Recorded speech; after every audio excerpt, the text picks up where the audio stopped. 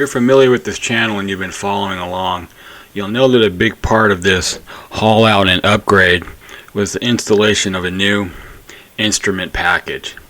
At the heart of this package was the B&G system.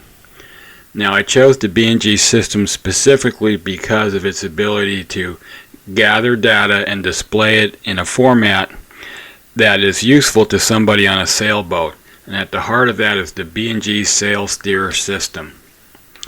So today is a big day. I'm going to break out the chart plotter, plug it in, fire it up, and see if everything works. With everything plugged in, I fire it up and wait for it to get past the obligatory splash screen and boot up sequence. So here's the B&G sail steer screen. As you can see, we're getting readings off of the wind instrument at the top of the mast. That's all I'm going to be able to do for now, because we won't be able to calibrate that till we're out on the water. Next, I switch to the chart plotter page, specifically wanting to see if the ARS targets are showing up. As you can see here, they are. That looks good. Now check the radar. As you can see here, it's functioning, and this is a big deal. It's the first time we're going to have radar on the boat. As you know, I installed a DTS 8000, which is speed, depth, and water temperature. After going through several pages and calling the B&G support desk, it determined that the transducer was defective. I was getting temperature, but no depth and no speed. So I had to take that out and send it back. I'd like to take a break here at the channel from all the action and ask you, if you enjoy what you see here on the channel, go ahead and hit that subscription button. We'd really appreciate it.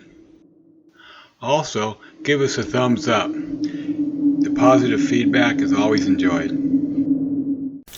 Here's a picture that I had posted to my Facebook group and web page of some V-berth storage. These are some collapsible storage bins I got off of Amazon that I put underneath the shelf, and I had some questions of how I did this, so now here's the explanation. To receive the collapsible storage bin, the next thing I did was get a grommet set. You can get them at a hardware store or off of Amazon itself. Step one was to cut a hole in the storage bins. I put 3 of them in, 1 on each side and 1 in the back.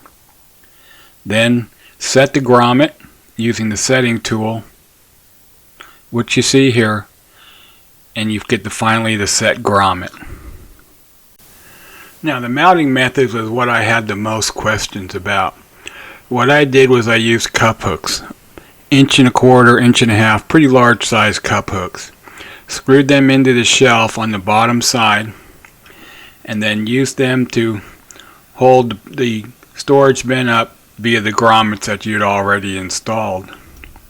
Now, it is kind of important. You have to bend the end of the cup hook down a little bit and then spin them about 45 degrees towards you. Depending on what you have in the storage bin, sometimes it's a little tough to get them on and off, but it's not too bad. So what you end up with is a whole bunch of storage underneath the shelf.